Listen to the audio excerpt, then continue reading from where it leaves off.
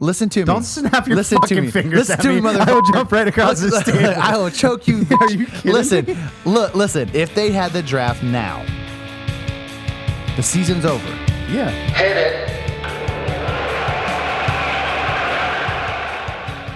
Welcome to the Coach's Sons podcast. My name is Andrew. I'm Chris. And ladies and gentlemen, that is another year in the books. The World Series is over.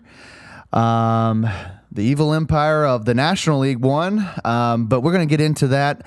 Also, later this episode, we're going to have an interview with Jessica Kleinschmidt. She is a A's reporter.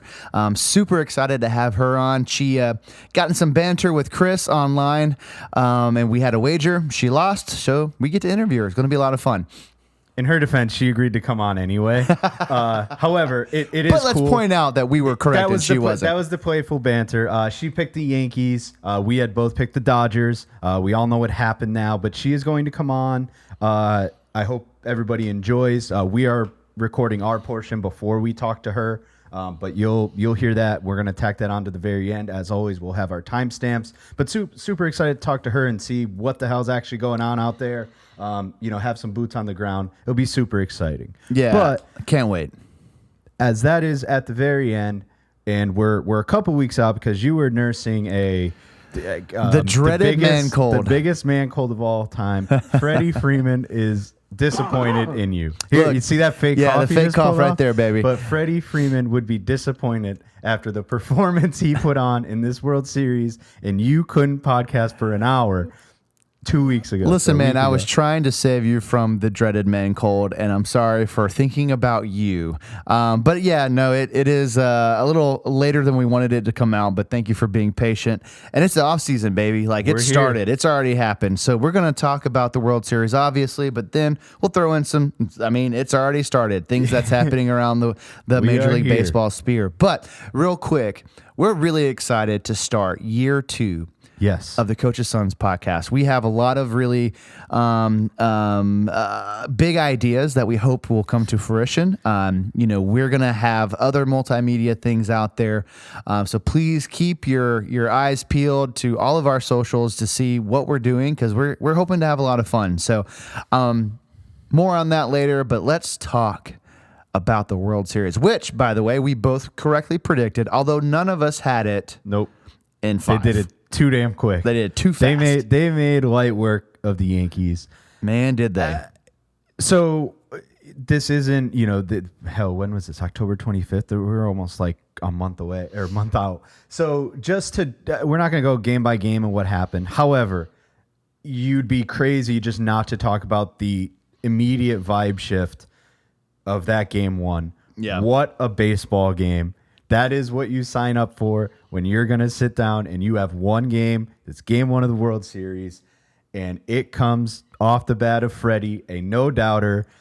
It has everything, right? It has the walk-off grand slam. It has fans calling for Aaron Boone's head in an odd coaching decision, right? In putting in Nestor to face Freddie. Yeah, but listen, he was playing numbers, lefty versus lefty. Although if you looked at Freddie's numbers, I know a guy by the name of Scott Service who did that once, and I'll never forget it. We did the same thing with Robbie Ray in the playoffs, and similar situation. Look, that's what baseball is. Like, you play the numbers, especially nowadays with coaches are going to make decisions. It's not emotional decisions anymore. It's based off of numbers, and the numbers say you throw a lefty versus lefty. Although Freddie has been amazing against lefties, and he showed why. And now, also too, I don't know if I've watched a whole bunch of interviews, Freddie talking about it now that we've been removed from it, and Freddie was thinking differently than normal. He was looking for fastball in, which he thought he was going to get a bunch of sliders, which is normally what happens. But he's like, for some reason, I was cued in on fastball in, and he threw it right where I was looking, and I didn't miss. Yeah, and boy, howdy. What an ending to an overall great baseball game. Right? They were back and forth the entire time. Yeah. It didn't go the Yankees' way, and so did the series, right? And it foreshadowing the whole thing, of course. But the gripe isn't the lefty on lefty. I don't think it's the idea that a guy that doesn't throw out of the bullpen ever, that's a starter, is just going to come in the most pivotal portion of the yeah, season. but they throw starters in playoffs all the time. Like when you're looking at finishing off a game, I don't disagree. Like you can look if Nestor gets out of that, this isn't a conversation. But Agreed. he didn't. You know what I mean? And so now he's going to be second guessed. But I definitely think it was at that point that the World Series was basically over. Like the Yankees just never seemed to have a shot. I mean, they won a game, but at that point it was almost like, oh, good for you guys. You didn't get swept, because they'd lost what? I mean, it was 3-0, right? When they finally won their first game. Yeah. So, I mean, at that point, everyone was like, well, this is just a foregone conclusion. So, good for the Yankees for not getting swept, but also as someone who's a big enemy of the evil empire that is the Yankees, I would have loved to see them get swept. But it is what it is. I mean, Chris, you should be happy, right? Because the World Series produced what you wanted. The highest paid teams get the best players. The postseason gave me most everything I wanted. I mean, really, there wasn't, off the top of my head, a team in there that didn't really spend while the Royals were a surprise, they spent money. They did spend money. Yeah, we didn't. Now, we came at the Royals hard the entire season, but that was not for spending money. We just scoffed at the idea that spending money on Seth Lugo felt like a bad idea. We scoffed on you didn't spend money where on they spent on the right people. Yeah, exactly. However, they shoved it right in our face, gave us a middle finger, and that's fine. But yes, overall, it produced everything. The highest payrolls showed up. The Mets were there. The Phillies were there. Again, disregard when they lost, but just think about the postseason as a whole. Yeah. The Orioles were hung around with Rubenstein as the new owner. Yep. And then you have the Yankees, Dodgers. Yeah, right? Phillies. Phillies spent a lot of money too. The two teams that you hate in that regard because they spend so much money. Yeah. And it proved. Now, the Padres, too. There's another team. The Padres are just in that conversation just as much. Yeah. They spent a lot of money, That's too. true. Yep. So, and everybody always complains, they're the teams that do it. Yes. Again, just because your owner is cheap doesn't mean everybody else Well, has that's to the thing with baseball, too. They don't have to spend the money. They all can do it, but they're choosing not to. And so it's interesting to see that play out this year. I mean, 1v1, and we got everything we wanted for the most part. It just wasn't a close series. It wasn't close. No, I mean, there was 2 4-2 games, so 2 runs. That's not a blowout, but at no point did it look like the Yankees were going to put up a fight there. I mean, they got exposed. They could have won game 1, then that series changes, as you said. But once they didn't, Yamamoto comes out and has himself a good game. Walker Buehler pitched well. He did. And then saves game 5, which is unheard of. A guy who's a free agent right now who a lot of guys won't do that, right? With the idea of how much rest he had in between those. But the way game 5 went, and if game 5 doesn't go that way, then it gets a little tight. Yes, Yamamoto is available, but then it's a lot of speculation. Dodgers got it done. Freddie played his ass off. Man, Freddie had a hell of a series. Now I would say that time frame in which they were off right between the NLCS and World Series, that had to help. There's no doubt in my mind. Freddie needed to heal. So was he still 100%? I would say I don't think so. Yeah, I don't think but, so. Man, that time if it was 2 days shorter or whatever, I don't think that he does that. Yeah. But maybe I'm wrong. Maybe he's just clutch and he is. Chris. He definitely is. And I'm so excited as a former Brave and forever Brave, to be quite honest with you. He brought a World Series to Atlanta. Now he does the same thing in freaking LA. 4 home runs. I mean, he had a hell of a series, and good for him. I mean, and also too, let's talk about the tearjerker that it is. Him going to celebrate with his dad, and then after the post game talking about how that was for his dad.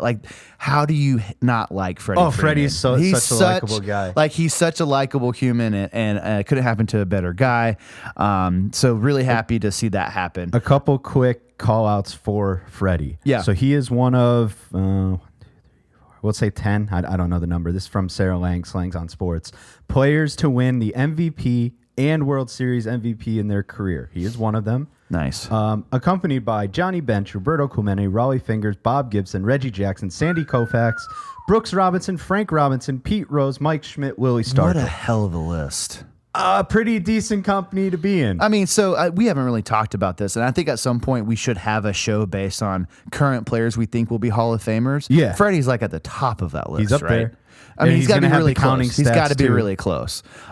Freddie has just had such an amazing career, and I'm not saying that it's over, right? Obviously, he's still playing he's great. Still clicking, man. But I mean, he left the Braves. The Braves got younger, so you're like, well, how many more years does Freddie have? I think Freddie's got at least 2 or 3 good years left in him. Minimum. Yeah, minimum. Stacking those numbers. Going to DH probably at some point. Although playing first doesn't, I mean, you're not going to hurt yourself too much over there. But You'd be surprised. You see him gimping around out there. That's fair. That's fair. So I don't know. I'm like I said, I'm excited for him. I mean, how about the rest of the team? I mean, I don't think they played bad. Mookie and Shohei weren't. They didn't play awful. Okay, but so Mookie was not very good at all. Okay, He had gotcha. a 681 OPS. Okay, yeah. It's a little bit- Shohei was not good. Okay. But that's clearly evidenced by that shoulder injury he had. Yes, I agree. That was in game 2, and he just wasn't the same. Now his presence was still felt though, which was weird. Like you can tell, at least from my perspective, he's swinging. You're like, he's laboring to swing that bat. However, if he made contact, you're all right. it's gone. That's probably gonna go. Yeah. But I mean, OPS wise, he had a 385 OPS. He hit 105. He struck out 5 times. He was not the same guy. Where's walks? But he didn't had have to 2 be. walks. But he wasn't anything that he could have been because of the injury. Like, he was nursing that shoulder so much, he couldn't run. Right? He wasn't if you walked him, he wasn't a threat. He was Aaron Judge, right? Yeah. Well, that different conversation in a second. But like, if you walk him, he wasn't a threat to steal second because he couldn't run. Mm-hmm. He kind of just was there, but his presence was felt. Yeah. And that sucked to know, like, that caliber of player couldn't really perform to his standards, and it wasn't his fault. I didn't feel like that was a choke job. A lot of people wanted to jump down his throat for not performing well. Right. I'll give him the benefit of the doubt with the he injury. performed all year, and yeah. he's gotten surgery already. Yeah, exactly. So it wasn't not serious. You know, Yeah. he's already had surgery. He's on the mend. I don't know what that means for him going forward, if that hampers his Pitching progress.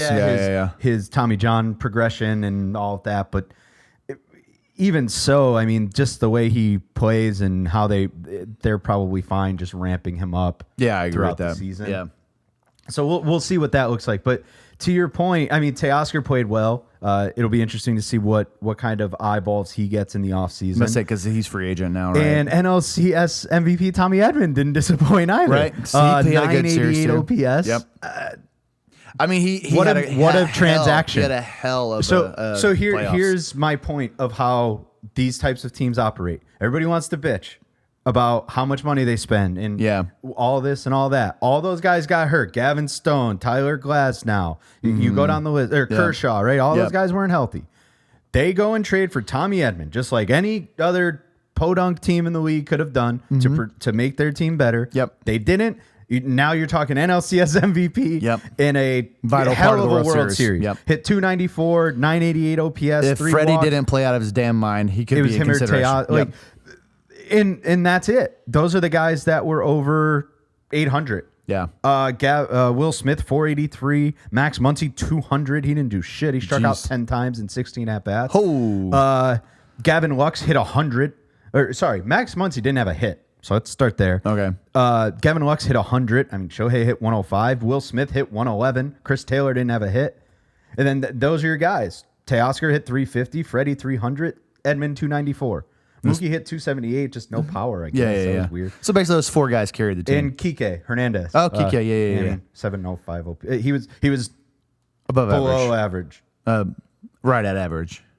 800. is Oh, okay, average. sure. But anyway, Below average, whatever. that's OPS wise. I don't know. They got when you have a guy like Freddie who is as hot as he is, that is where you're gonna make your bread. And when there's only they scored 6 and it's 4, 4, 7. and 7. Like the game 4, the Yankees put up 11. But when you only need 4 runs to win, I guess one guy doing it doesn't kill That's all anybody. it takes. Yeah, that's all it takes. So kudos to them. I don't know. I guess I'll leave the floor open to you at this point, unless we want to talk Dodgers pitching first. But I don't know what the Yankees could have done differently. I mean, played defense. Well, Game 5, let's leave Game 5 out for a second. Yeah. From Game 1 to 4, what else would they have done? What were they missing? I mean, and if you talk to any Yankees fan, they say that they're not surprised that they got their asses beat, and it's because they watched the Yankees all year, and they said, "Look, we're not a good fundamentals team." Like, they made so many mental mistakes defensively, whether there's an error there or not. There was just so many gaffes that. I mean, even the Dodgers, like after the World Series, like, well, let's just let them play Yankees baseball. Yeah, like, put the ball in play. They're going to make mistakes, and that showed. I mean, hell, like the big, gaff between Rizzo and who was it, Cole? Garrett Cole. Yeah, like, and I mean, come on, man. Like, how do you like that's fundamentals 101. And to be fair, there were 2 other plays before that. Aaron Judge dropping the most routine of routine fly balls. Oh, hell yeah, absolutely. Volpe going to his right and throwing it to third, which was also suspect of a play. Jazz Chisholm, who plays third, was never where he was supposed to be to back up throws. There were 3 plays. And the Cole thing is the one that gets the most play. Yeah, it's one that gets play. But it's not blown out, Chris. But that should have ended the inning, too. It would have ended the inning, and it's a basic... It's you... Like, I pitched. You, if the ball is hit to your left, you are running the first base. Every time, no matter where it goes. Even if it's at second baseman. Like, you're running that direction. You're taking 2 hard steps to first base at minimum. No one... Like, that's... I'm with you. I don't... Okay. You're going to run for, like, days if you don't do that shit. That's ingrained into your brain at like 12 years old. So that is a non-excusable in my mind. I don't disagree. Okay, so go ahead. Go ahead. Make your point. No, I wasn't making a point. You're right. I'm just saying that play gets blown out, but no, Judge got a pass. Wait, yeah. If that ball isn't a dribbler to Rizzo and Cole doesn't, is Aaron Judge getting fucking roasted for somebody whoever that was hit a single to right field? I don't know. I mean, look, I think part of the problem too is, like, I expect Judge to suck in the outfield. I don't know. No. He's a Gold Glove center fielder, but everybody he didn't win the Gold Glove, but everybody loves him. That's what everybody says. That's why he's better than Shohei. He plays center field. Oh, yeah. Okay. But don't come at me. I'm just telling. Don't shoot the messenger. I'm just telling you what the vibes are. All right. So I guess that was my point in terms. I'm trying to find who hit the ball, but my point being, if that ball just goes through, it's a clean single. Is Judge getting absolutely shit on? Right. No, they probably blame it on the one that happened before that, which is the Volpe Jazz play at second and third. So yeah, Cole should have been there. I'm not discounting that fact, but like it was a parade of gas. It was laughable. It just kept happening, and you're like, how? Yes, I'm glad I'm not a Yankees fan. Basically, if this happened in Little League, a coach would rip you apart. Oh, like, absolutely. You'd be, get out. Yeah. Everybody's on. Like, keep it moving. Sacrifice. It doesn't matter. Who cares who hit it at this point? I wanted to find out. That's fine. At this point, I mean, look, the Yankees, just their fundamentals aren't there. I mean, look, they can hit the ball a mile. Like, that whole team mashes. Giancarlo, I still build the goddamn statue, man. I mean, I don't disagree. Like, I mean, and there's a good question. How many more years does that guy have? I don't know, but he's close to 500. Yeah. Is he? Oh, okay. Well, he's stop. over 4. Yeah, he's definitely. We looked at this already. He is 100% He's got 429. the most active. He's the active leader for sure. So that would be. He's got to play at least 2 more seasons. He had his last 4 seasons has 35, 31, 24, 27 home runs. Okay, so he's got to play at least 3 seasons. Yeah, to guarantee it. You know what I mean? Like, at 20 a year, he'd be at 270 or 289. Yeah. He needs 3 seasons. He needs 3 seasons. He needs to go 30. Unless each. he just channels whatever the hell this was or postseason Giancarlo and just says, I mean, he's got to stay healthy. I got one more in me. He's got to stay healthy all year, though. He can just break the How record. many years does he have on the Yankees? Like, is the question? I don't know his contract. Because I feel like I think it's. I don't feel like it's. Soto's the big one, and I don't think anyone's talked about Judge or Giancarlo, so I assume he has at least 1 or 2 more years. Jesus Christmas. signed a 13-year contract. Oh yeah, I remember it being long as fuck. He's there for a minute. Pal. Okay, well then he's fine. He ain't going nowhere. Yeah, he ain't going nowhere, bub. All right, well, I mean, look, he performed the best for them the entire 2028 playoffs. So 2028, good lord, one, yeah, two, he's got it. Three. It's a club option in 2028. Okay, so he's got at least 3 more solid years before. In their defense, he makes 32 next year. That's a lot. That's a lot. But then 19, 15, 15. Okay, that's not too bad. That's I mean, there's incentives and stuff there we'll too, see. but yeah, he had a great postseason. Postseason. Did Judge try to come alive, or was that like too little, too late? Did that interest you at all? No, it was too little, too late. I mean, look, he finally was not absent, which was what they needed. But I mean, that whole team just they just weren't there. I mean, look, it's not like they didn't score runs. You know who did. was though? Juan Soto. Soto was there. Yeah, absolutely. Soto's getting paid. You talk about Jesus heralded Christ. free agents. Yeah. And the way those exit interviews kind of went, it sure as hell made it seem that he was pretty content with going to a high bidder and didn't really give a shit. Yeah, he doesn't give a shit. Yeah. I guess Which we will see. We will see what actually goes down. But he made it pretty clear that while he said it, I don't know how true, but every team's in the running. Yeah. Pay me. Fuck you, pay me. Yeah. And we'll see what happens. And if you happen to be a contender, great.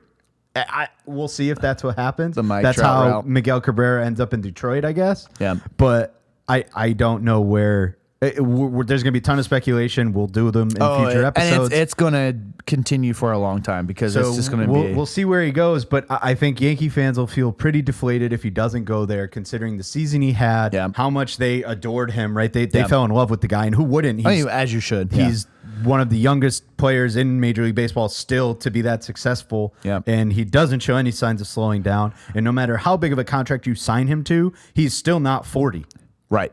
I would love to see him go to a random team, do the deferred thing, and they can build. Robinson Cano went to the Mariners once upon a time. Yeah. I mean, look, let's think of some bottom feeders. The Mariners. Okay, stop. Not your team. Let's think of another bottom feeder. What if he went to the White Sox? That would never going to happen. But maybe he follows Miggy and goes to Detroit. It goes to Detroit, or if he goes to Florida, let's say Miami, goes to Miami Marlins. The Tampa Bay Rays were supposedly reached out. Then no way. The Rays?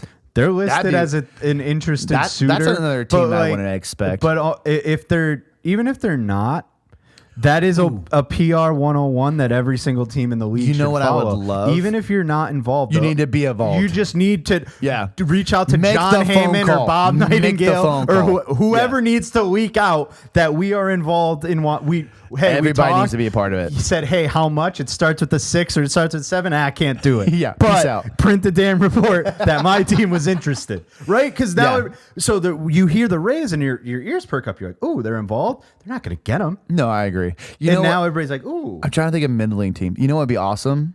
Pittsburgh.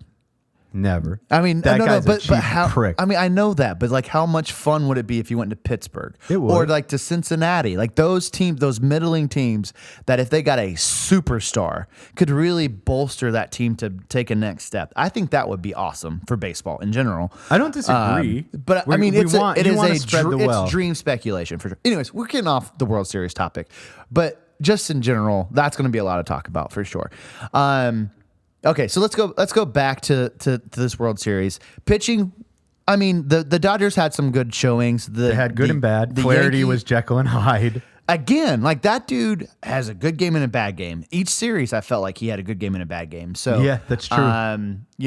So you'll get I think it's one of those. If he pitches one game and it's good, don't pitch him again. But you got your good one. We're done. And then you had again. We touched on it a second. Walker Buehler shoved it. Good for him. And now what happens for him in free agency? Does he take a discount and just kind of hang around the Dodgers just to get bulk up a little, or does he say, screw you, pay me, I'll go to the Reds for $25 million a year for 2 years and go to Texas? But their bullpen, their team ERA was 4.80. Yeah, I mean, look, pitching wasn't what won the series. It was getting more runs than the other team. Yeah, it really was. I mean, Honeywell got left. He pitched the game. Flaherty got beat yeah, up they just let him die. Yeah, they're like Gratterall was back. He gave up one run. Kasperius, he started that game. I believe. No, he started in a different game.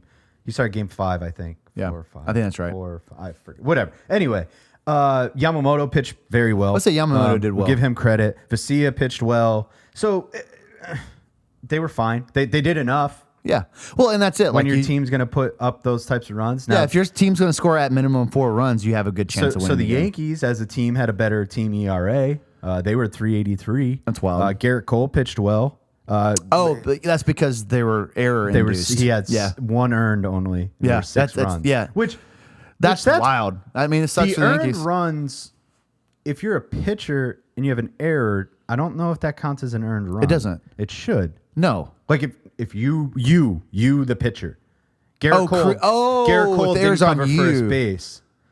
Error. That's fair. E1. Okay. E1. No, I see what you're saying. Does that count or no? It does not. No. So any error that's made does not go towards the ERA, even if the error is committed by the pitcher. Yeah. So it but should. That's a great point. Yes, it should count towards his ERA, but it doesn't. It definitely does not.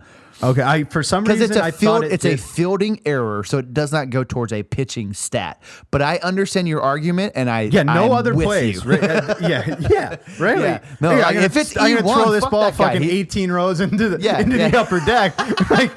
Yeah. Right, That should be on him. Yeah. Not on. And then whatever. 2 guys come up. I walk love it. them. Next guy gives a home run. None of those are because in theory, think about that. Right. In theory, if 2 outs, that guy grounds it to me. I throw it 10 rows into the upper deck. That's your fault. Sure, error. Then I walk the next 2 guys. Yep. And then they hit a home run. Those aren't earned runs. No, they're not. Yeah, because the yeah. inning would have been over. Yep. No, I understand what you're That's saying. poppycock. And when we take over as the commissioner of baseball, we're gonna how add many that. years we got? We 5? We talked about that. When is Manfred done? I think it's 5. I think it's 5. We're yeah. coming. Yeah, we're coming. We're coming for you. Watch out, Manfred. But so Cole had statistically a .71 ERA. Yeah. But all the other So flip that. The Yankee starters were bad. Yeah. Oh, Starting yeah. pitching. Well, I won't count Nestor. He only threw 2 innings. Yeah, it doesn't count. But Luis Heel, 9. 9, yeah.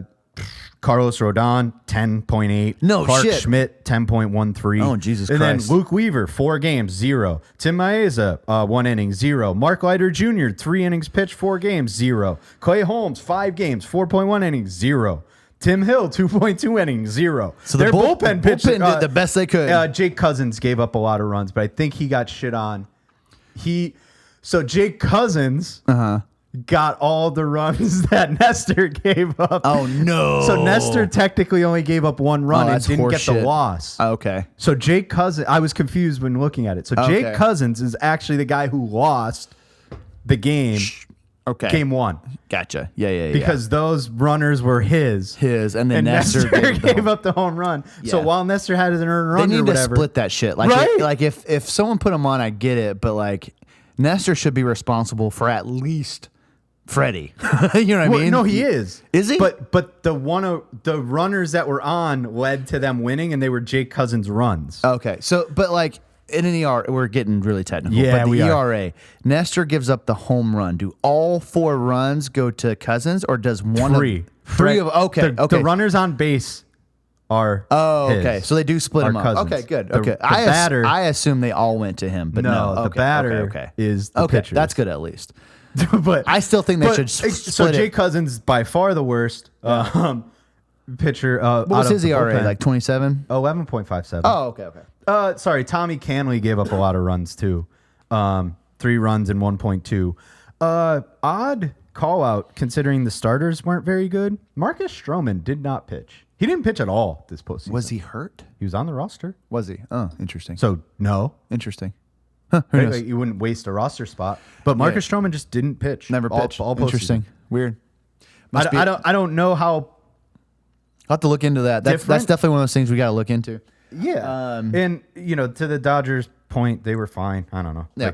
I can't even talk about it's all Freddie. It's all I want to talk about. Yeah. It's Freddie Freeman. Well, I mean, it's all we can talk about because he was the main story and he was phenomenal. So I got what I asked for in the Dodgers. I think, what did we say in the beginning of the season? We were on the Orioles, maybe. Yep. That would have been fun. And I can't say it wasn't fun because the Dodgers were a lot of fun. Like, as much as they were the favorites, they had all these weird little storylines, right? Kike is out there doing his thing, Tommy Edman, Shohei, and then they bring the dog like decoys around. You actually saw his wife for more than like 30 seconds. She was all over the place. Like, so I had fun. I enjoyed this. The entire postseason from start to finish was fantastic. It was a good postseason. So to wrap up the postseason, I thought it was great. You know, I mean, even the wild card rounds. I think I wanted more of a back and forth for the World Series. Like I don't disagree. I don't like ass kickings in the World Series. That's kind of boring. But to your point, they were fun ass kickings. That might have been the Freddie worst. Freeman headline is, and like watching someone perform at peak levels during the World Series is fucking awesome, and that's what we got. That might have been the worst part of the postseason, like in terms of a series is concerned. That series wasn't that competitive. Oh, right. Yeah. I don't think it was. Know. No. I mean, game one was competitive for sure. But like after that, the Yankees 4-2 though. Like it wasn't a blowout. But at no point did you feel like the Yankees were a threat, though. I mean, dude, they got up 3. They were down 3-0 before they won a game. Well, that's the series over. Yeah. Once it gets there, so we're done. It's just, what are we talking about? I mean, I don't know. I just, to me, it just didn't feel. I think I just don't feel like the Yankees. The Yankees just didn't look like they wanted it. Well, then I'll stick with what I was saying. That was the worst series of the postseason, and and I'm probably wrong. There's probably another dog shit one out there somewhere, but yeah, the first round leading up to it was great. Yeah. Cleveland showed life out there. The Padres almost took down the Dodgers. Padres tried. The Mets were a great story during the playoffs. The Mets almost did it. The Mets almost did it. Yeah. The Phillies need to retool, and now that's where we're at now. It's the offseason, and all of these guys, you're gonna have new look teams. Yeah. What's gonna happen? So much fun. All of these new. I mean, it was kind of crazy. The season ended, and the Braves made a trade. Yeah. Bye, Soler. And you have to laugh at the idea that trade wasn't.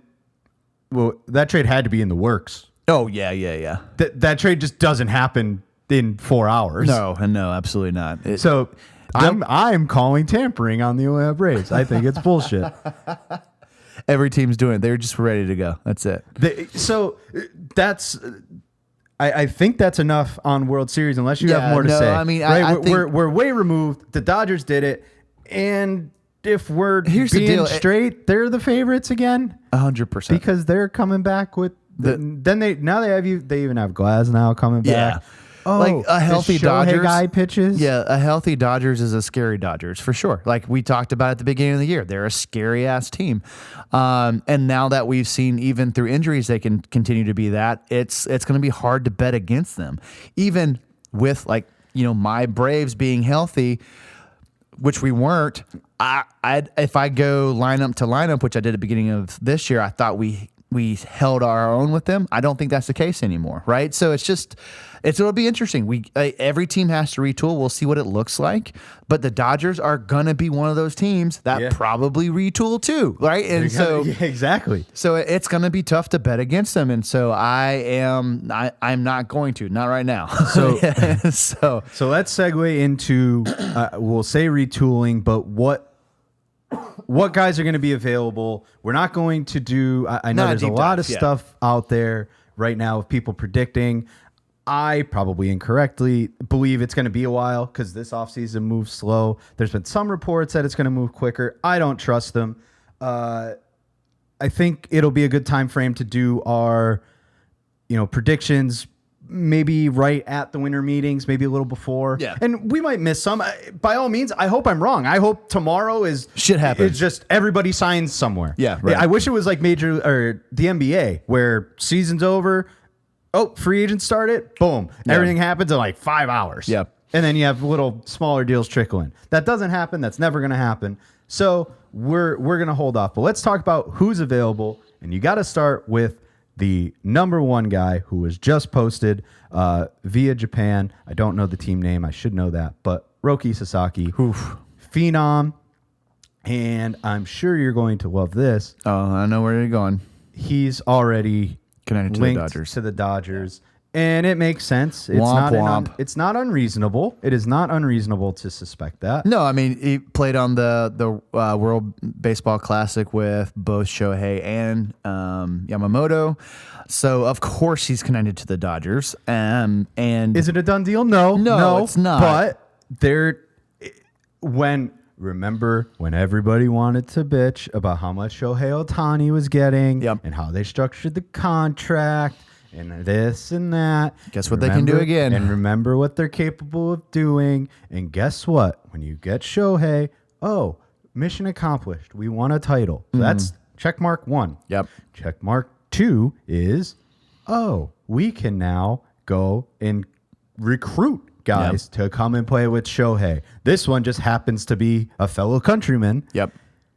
And that is what you get when you get Shohei Ohtani. Yeah. Right? That whole construct of he isn't worth it. That's too much money. No guy's worth. You're wrong. You're always going to be wrong. Yeah. And he's worth infinitely more than whatever the fuck they're going to end up paying him at some point. I mean, look at the MLS with Messi going to Miami, bringing all his guys over there. Like it happens. Why? If you go from one country to another, you're going to want to go to a place that you're the most comfortable. Mm-hmm. So of course you're going to go like a team that already has fellow countrymen, people on their team, and they're saying, "Hey, this is great. You should come here." That's going to be the top of the list. Like whether you want it to be or not, like it's going to be the top of the list. And I think the Dodgers are more than capable of making sure it happens. And so they add that young phenom to the team. Good God. Like, of course they're going to be favorites again. So that's probably the only speculation we'll do on this one. Maybe a guy or two that I call out, but he's worth it. He's worth having that conversation because he was posted a couple days ago, and it's 45 days they had to negotiate. So that one's going to happen relatively quickly, I believe. So it wouldn't surprise me if that happened sooner than even before winter meetings. Yeah, I agree. But all signs point to the Dodgers. Maybe he surprises us because it isn't, and that's the other thing. It isn't money, right? So it doesn't, he's tied to that international bonus pool money. But he really can't get that much from anybody. Yeah. So it was the same thing as Shohei. You kind of pick your team. Yeah. And that's another example that every single team should be out there saying, we tried. Yeah. On the record. I mean, the Angels got fucking Shohei. You know what I mean? Exactly. But it doesn't matter. I don't care. To talk about the Mariners for a second. All reports coming out of Seattle should be like, we tried to have a meeting. We're having a meeting. We made the phone call. Yeah. You tried. Yeah. I don't disagree. There's no reason not to. I don't care if you have $1 left in international signing pool money or $1 million. Make it happen. So this is also going to beg the question at some point of people being mad that they want a international draft. Oh, right. Yeah. And I'm going to segue because this story kind of happened a little while ago. Did you see the story about the Padres, we'll call him fellow, that lied about his age? Yeah. I believe I'm going to get this wrong and I shouldn't, but I believe from the Dominican. I believe that's correct, yes. First, claimed to be 15 and is 19. Yep. A lot to unpack, I think. First, it's only a verbal agreement because that person can't sign anything. Right. Unless, I don't know. I guess I need to know more on that. Yeah. Of like if parents can sign stuff. Yes, like so legal guardians. But I don't think they're signed anywhere. And that begs the ethical question of like, should we be doing this or not? Because now everything's open for speculation every time somebody signs. And I don't know the answer. I don't know how to police it. I don't know how much policing it gets. So you make an argument for drafting because of that? Like everyone. I guess that segued inadvertently. That wasn't my goal, but it feels like these, we'll call it the prospects, these individuals would be more vetted. Yeah, that's fair. Yeah. Because now it's just, hey, I have a scouting, we'll call it circle, set up in Dominican, and I'm there, and I saw this guy, and I got him to agree, and he's ours. And you're like, what? Yeah. You're just grouping these people, and it's with this international bonus pool money, and I don't know when they signed, so I don't know if that guy even got $1. There's a lot of parameters there, yeah. When he gets to go into the Padres system, because the Padres have a guy now, Ethan Salas. I believe he came over at like 16. And he's great. He's like 18 years old. He's a stud prospect. He's playing in the fall league, and great, good for him. I'm not disputing his age. That wasn't the point. So I want to clarify that. But I guess the thought is, I don't know when the time to be. It's not like NFL. You have to be in college or this old, and here you go. Well, that's the thing with baseball. There isn't. Like, you have the minor league system where you can sign kids I think as soon as 16. I think. I'm not certain, but it's worth looking into. But then if you go to college, that's like we're casual fans. We should know but this. Then you have to go to college in a year. If you decide to go to college, you have to go for like 3 years.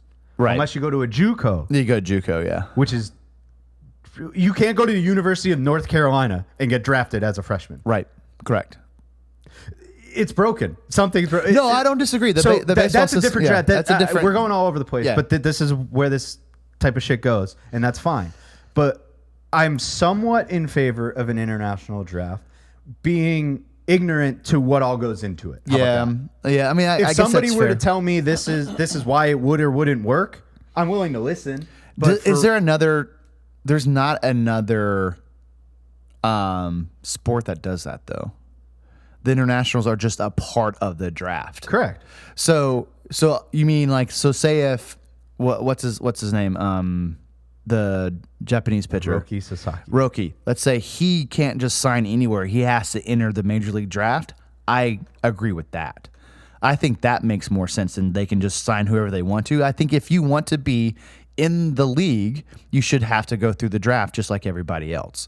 I agree with that statement for sure. Having a separate draft just for internationals feels weird, and I don't think they do that. I think they. But I think there's so many that they could. I think that's the point. Well, baseball in general has so many. That's fair. But like, look at basketball. Like, look at all the It's seasonality though, because like, they didn't like post Wemby him. was a phenom. Sure. Correct. But he had to be drafted. He didn't just sign with the Bulls. You know what I mean? Like, so no, I think that's the fair way to go about it. I think I'm bringing up the caveat of just how I believe it works in the way they do the draft. The draft is in like June, like right after the college baseball season. Actually, while the College World Series is still going on. Uh-huh. Roki Sasaki just got posted. So does that mean now he has to wait until June? Like, that's 100%. a long time. I don't care. 100%. I'm just telling you that's not gonna. They have to shift something, and they're not going to. That's the point. No, I don't. They're not going to. I don't make a change disagree like with that. you, but that should be the way they do it. That's that's fair play. That's fair sportsmanship. Understood. So, and vice versa, they're not going to make this guy wait 6 months to just get drafted, or they're not going to make these college kids wait 6 months to just get drafted.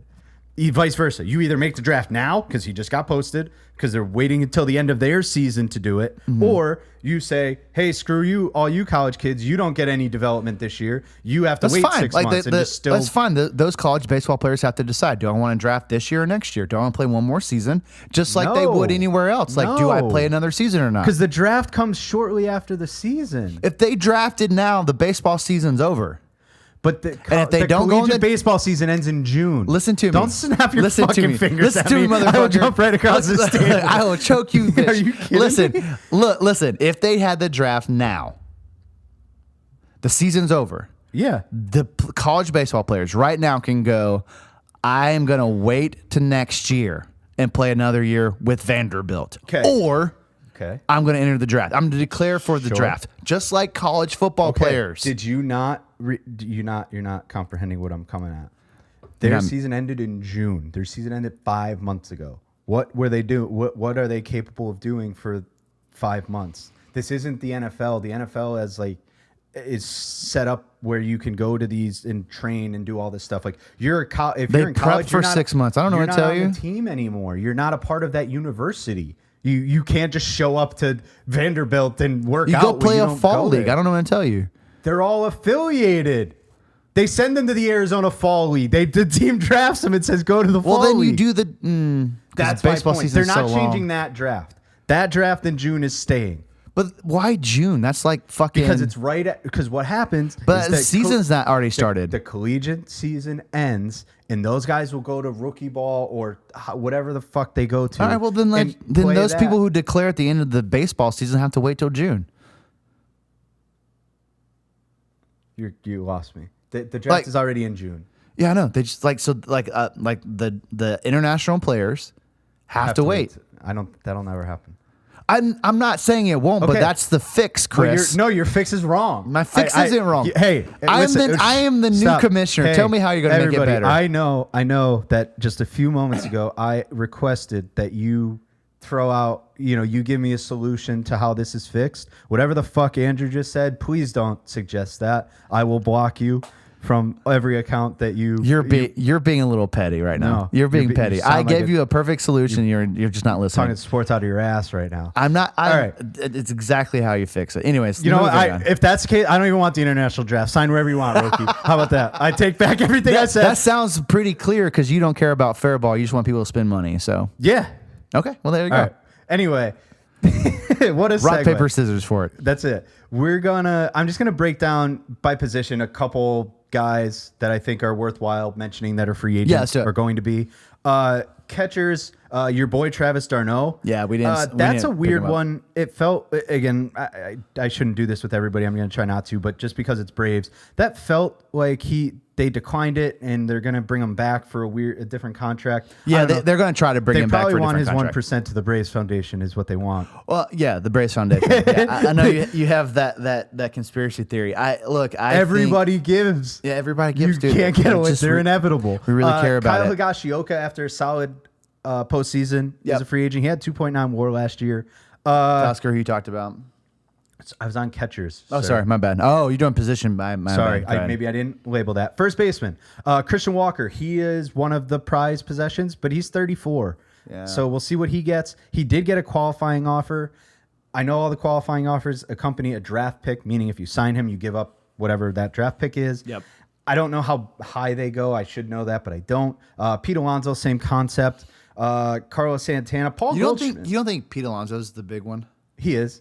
Christian Walker was listed first, though. Okay. All right. I think they're listing it by WAR, actually. Oh, Christian Walker had okay. a 6.8 WAR, and he's a Gold Glove first baseman. Okay, that's fair. That That's fair. But he had a good season. Alonso's 30. Alonso's going to get the bigger deal. Walker's going to get a 3. Whoever gives Walker 4 years gets Christian Walker. How about that? Yeah, that's fair. Carlos Santana, nice season, and Paul Goldschmidt. I don't know what he's got left. He's 37. Yeah, that's see. a tough one. Yeah. Gleyber Torres, he's going to get a ton of calls. I think so. A lot. Yeah. We'll see where he ends up. Second place, the second Baseman? second baseman listed is Kyle Farmer. So if you want a second baseman, it's Gleyber or bust probably. Jorge Polanco's on this list too. Okay. Yeah. Shortstops, Willie Adames. He's the guy. Yeah. Everybody wants him. Supposedly the Dodgers called him already. Oh, God. Ha-Sung Kim from the Padres. Yep. Had a good season. He did, and he's hurt. I don't know how long he's hurt. Okay, that's right. He might be out for the beginning of the season. I don't think he's listed here, but another international is another. I forget his first name, is also Kim. Last name Kim. Mm-hmm. Mariners have been tied to him. That's the only real reason I know him. Oh, okay, fair enough. But infielder, I believe he's a second baseman. Okay. Had a little bit over 800 OPS. Not a power guy at all. Big contact hitter. Somebody's going to get him. We'll see what happens. It shouldn't be a ridiculous contract, but I guess we'll find out. Jose Iglesias is out there. Everybody want, oh my God. We'll see. Yep. Third baseman, Alex Bregman, Yep. said he'll play second. I don't know what that means. If a lot of teams will come out of the woodwork for him. He's got a qualifying offer attached to him. Other third baseman, the second best third baseman is J.D. Davis. God, third base is Yohan shallow. Moncada, free agent. Oh, okay. Nah. That's about it. Don't want any of that. Now they have it by specific. It's not just outfield. We're going left field. Tyler O'Neill had a very good season when he was healthy. He'll sign like a 1-year deal someplace. It's kind of his Jackson MO. Profar talked about a good season. Yep. Yeah. Mark Canna. I can't imagine the Padres not giving him something because he was such a He big had a deal. good year. Yeah. Canna, Conforto, Verdugo, Tommy Pham, who just ends up on a team. God, he just goes everywhere. Jesse Winker. I don't know if anybody cares about his postseason numbers, but he played well. Played well. That's about all I got. Center field, Harrison Bader. Michael Taylor had a decent season, I guess. Yeah, center field's pretty shallow. Kike. Oh, that's true. His WAR was horrendous. He's a second. He's a center fielder. I guess so. Whatever you want to call him. Sure. He's a utility guy. Yeah. Soto, Santander is going to get paid. Teoscar is going to get. Was this hopefully right paid. field? Yeah, it's right field. Right field stacked. Soto, yeah. Max Kepler. Damn. He's not a bad deal. Yeah. Jason Hayward's still hanging around. Randall Grichuk. Hayward? Oh, boy. And then DH, Jock Peterson, JD, McCutcheon. Pitchers, Corbin Burns. Yeah. I can't wait. Blake Snell. Can't wait. Jesus. Kikuchi. Meh. Max Fried. Oh, You're going to live and die by him. Jack Flaherty. That's an interesting one. Oh, yeah. Nick Martinez. Some good pitchers, man. He took the qualifying offer. It was like $21 million. Oh, okay. So Nick Martinez, good for you, I guess. Take it, buddy. He's worth it. Kyle Gibson, bum. Oh, you hate Kyle Gibson so Stinks. much. Verlander, Sean Manaea, he's going to get a ton of money, I think. I think he'll do He's going all to sign a right, good deal. Our other boy, and Kyle Hendricks. Oh, yeah. How about All him? right. He signed with the Angels. Really? Yeah, they signed him for $3 million. Good for him. I scratched my head at that idea. Apparently, they want him to just coach the guys up. He's going to throw. That makes sense. Like, now, bring in so we some... talked about the Soler thing. So you guys got Griffin Canning. Yeah. For Soler, whatever, you dump salary. Yeah, we dump salary. And I saw a stat, I don't have it pulled up, but I saw something that Kyle Hendricks and Griffin Canning were wildly similar in terms of stats last year. Yeah. Mm-hmm. If you asked me that, I would have said no, because Kyle Hendricks was not very good. Right. And it's probably because Kyle Hendricks throws like 84 miles an hour. Correct. It's just not. Every time he throws a pitch, you have to be like, oh my God. That's going to get smacked. Yeah, please be off the plate somehow. So don't be down the middle. He's with the Angels. I don't know what that looks like. I'm stunned he even signed somewhere. But whatever. Max Scherzer, Shane Bieber, some other like older names: Kershaw, Bieber, Scherzer, Patrick Corbin. I don't think anybody takes a chance on him. No way. Maybe I know the Nationals would be happy to get rid of him. White Sox, maybe. Jose Quintana. I'm just going down the list. Matthew Boyd. He's expected to stay with the Guardians. We'll see. Nobody really catches my eye. Dallas Keuchel. No, I'm joking. Walker Buehler is at the bottom of the list because he had a negative .2 ERA or WAR. Yeah, his season wasn't very good. But I mean, Tanner Scott is the guy to get. Yeah. Jeff Hoffman. There's talks about him being a starter now. I don't love that idea because he had a ton of success as a reliever. Yeah, that's weird. David Robertson, fine. Sure. Aroldis Chapman, fuck him. Yep. Clay Holmes. Probably Will Smith, right? Will Smith's going to go to some team to make I forgot to bring that up. Yeah. Inadvertently, the Will Smith trend continues on with Dodgers Will Smith. What are you talking about? Remember the World Series Will Yeah. Smith? Well, the Dodgers have a Will Smith. Their catcher is Will Smith. Oh, shit. Yeah, we never considered that. Holy crap. Nuance. It lives on. That's why you said That's some bullshit. How Okay. about that? Holy cow. You're absolutely right. It Yeah. lives on. All right. Will Smith. We're pushing. Nah. Big Willie style. That's how I'm going to bet next year, boys. Yeah, I'm not going to go. Yeah, Will Smith is a free agent for what it's worth. So give yourself a chance. Yeah. Chip in a chair. Yeah, a ton of other guys. I'm not going to talk about them. No. If and when they sign, sure. I But mean, those are the guys. I know pitching that's a weird, podcast thing to go through is just read off a list. Yeah, look. But that's who's available. We're going to talk about it a shit ton during the offseason. And look, the pitching charades we had last year just didn't go well for anyone, I don't think. So I'll be interested to see how it goes this round. Lots of big names, especially in right field that, I mean... again, we kept talking about how the dominoes were going to fall. I'm not going to be nearly as impatient this year. I'm just going to wait for it to happen. You know what I mean? So yeah, it felt we waited a very, very long time for those chips to fall. I mean, let's just expect it this time. Yeah, Snell didn't sign till late. Montgomery didn't sign till late. He opted into his deal. Was that a no-brainer? Okay, yeah, good for him. So we might have missed this throughout the season, but they're like GM came out, maybe the owner, I don't know. Somebody came out and just ripped Jordan Montgomery a new asshole. Oh, I remember that. He stinks. Yeah, he sucked. And then he just opted in, and I was like, yeah, no, of course he did. Yeah, I suck. It's like $23 million. Who I the suck. hell Get me paid. Yeah. Who wouldn't opt into that? And then the other thing we're going to do is speculate trades. They're starting to ramp up again. You're not going to hear. I don't think we're going to hear that much till spring training or not spring training. Winter Jesus meetings. Christ. Winter meetings. Yeah. Crochet's name just being hurtled out there As it everywhere. should be. Yeah. He's tied to anybody and everybody. Our boy Carey. who came on from Bleacher Report. He is under a little bit of fire because he posted some hypotheticals from the Bleacher Report account. Yeah. And a few people picked up on it, and they were not thrilled with these hypothetical trades.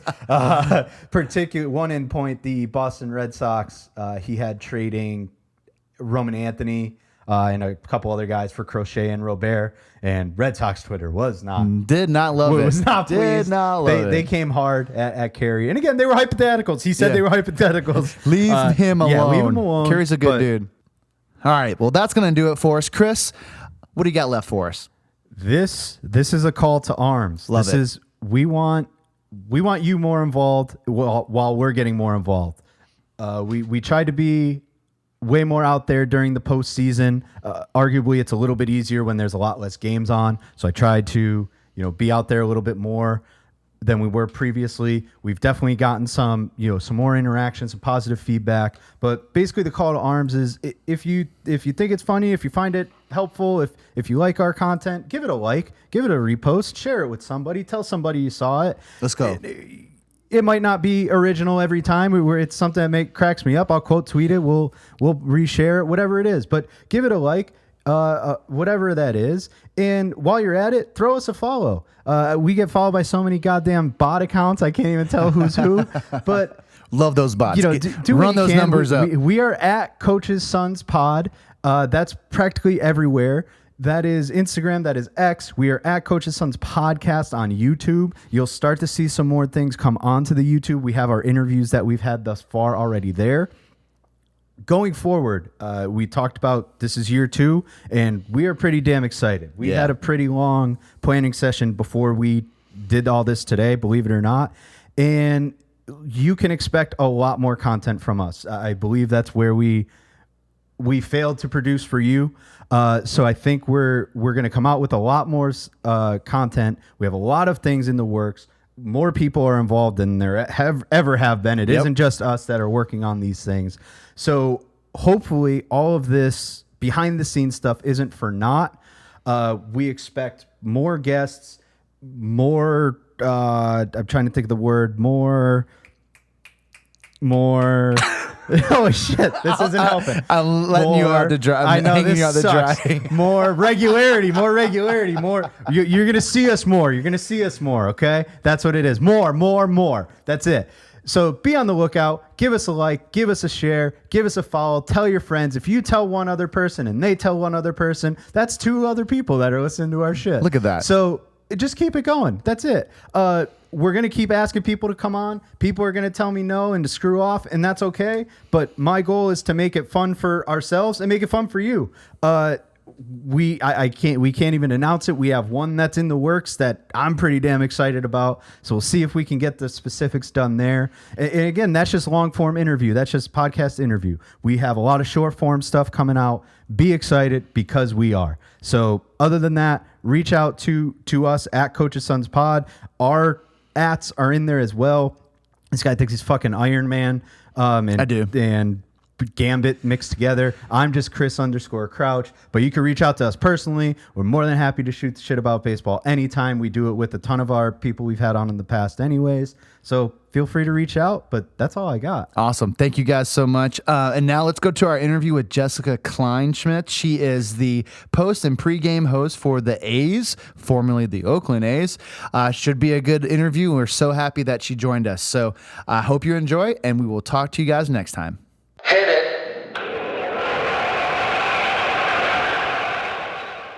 Thank you so much for joining us. We have from the Athletics multimedia reporter, Jessica Kleinschmidt. Thank you so much for joining us. We appreciate you taking your time.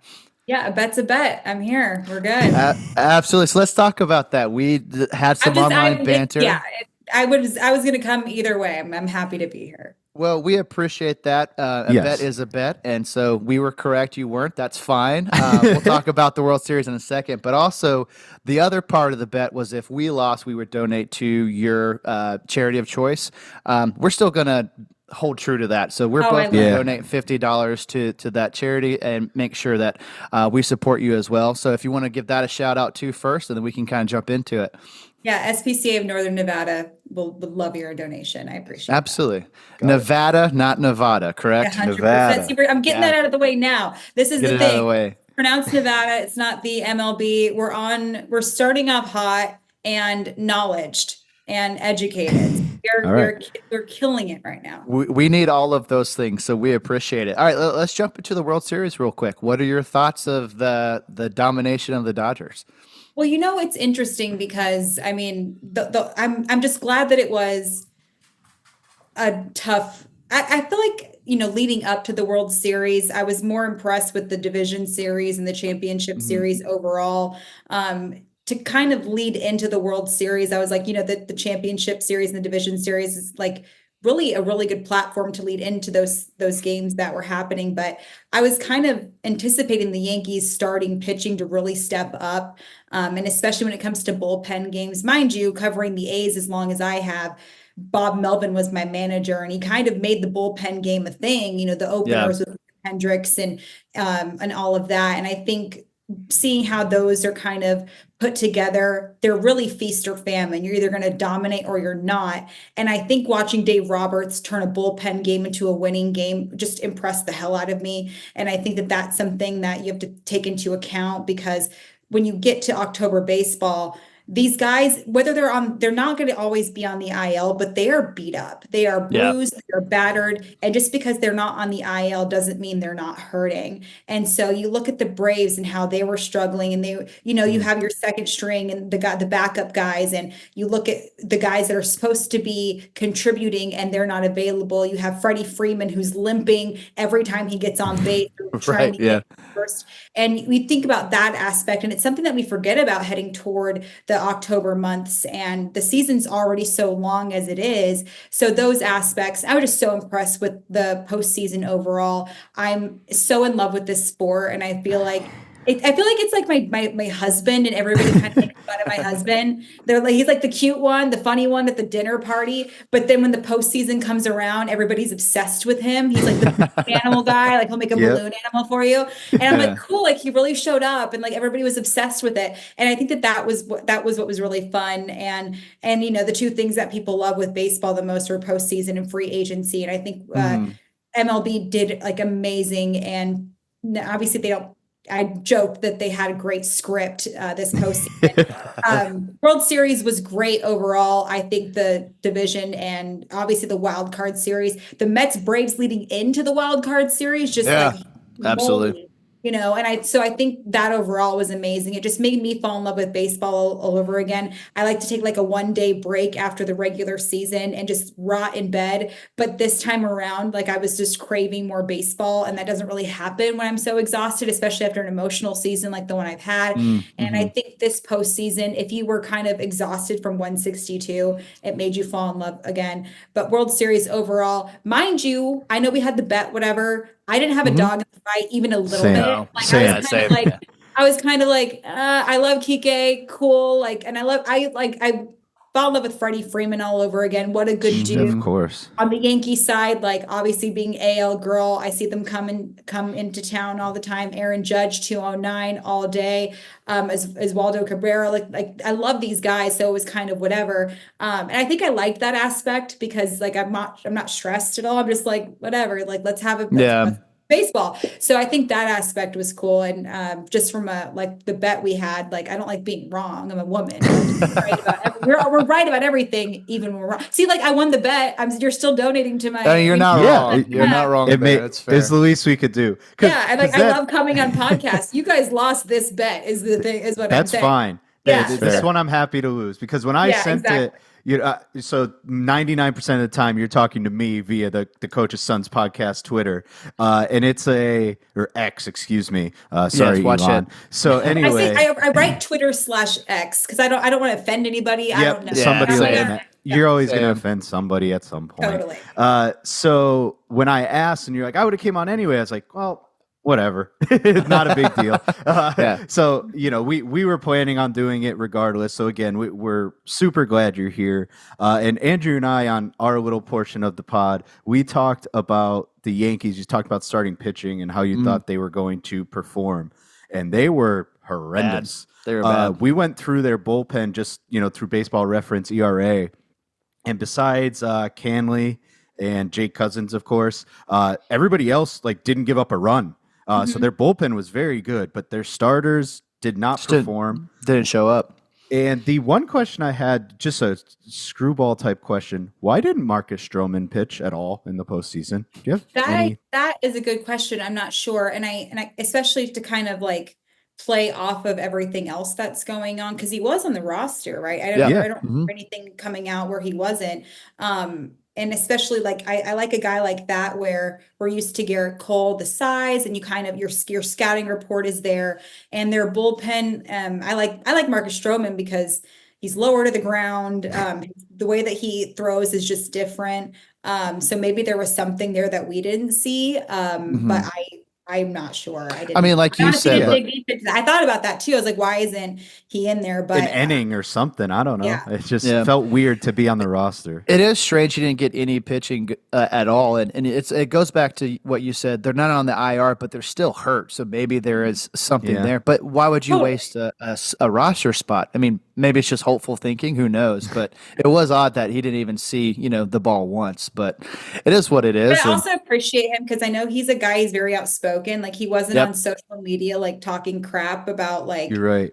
I could go out there and do something. I appreciated that. So there's that as well. I think Garrett Cole was he showed up in certain aspects, and I was appreciative of that just because ultimately, as long as you get to October, it's how you perform there. And I think he showed up for the most part. And, he had a couple of games where he was Garrett Cole, the reason why they signed him to those extent to that huge contract. So I was impressed with some of those outings. But then again, we know that when it comes to starting pitching, that's what's ultimately going to help you. But I also know that there's always that one game where you have to lead in on the defense, and it's going to be the defense that saves you, or in this case the bullpen. It's going to be the hitting that just helps you, and there's going to be that one game where it's 11-4 and you get crushed. And it's just, that's why I love baseball. It's a box of chocolates, and I think that's what ultimately makes you better than the best team,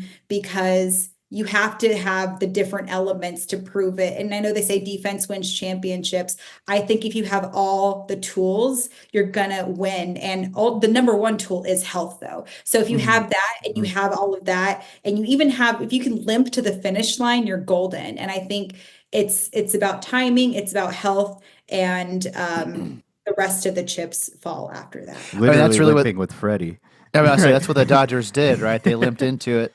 And we were talking about that too. How scary are the Dodgers when they're fully healthy next year, right? How are they not the favorites again? So Ohtani, when Ohtani starts pitching, what are you, why are we here? And they might get Sasaki. We didn't even talk about him yet. Yeah, and they're not going to pay a lot of money for him on the bonus pool. They're going to come on. The A's got Fuji for $3 million. It's going to be a joke. I want your opinion on this part, because I made a big stink about the whole Ohtani signing and how people were rightfully mad, I guess, but you could say rightfully, but how much he signed for. He went to the Dodgers, and a lot of people, because they didn't get him, were, oh, that's too much money. That's this, that's that. Well, people are concentrated on the $700 million, which isn't entirely accurate. Correct. Mm-hmm. Well, sure. You're right.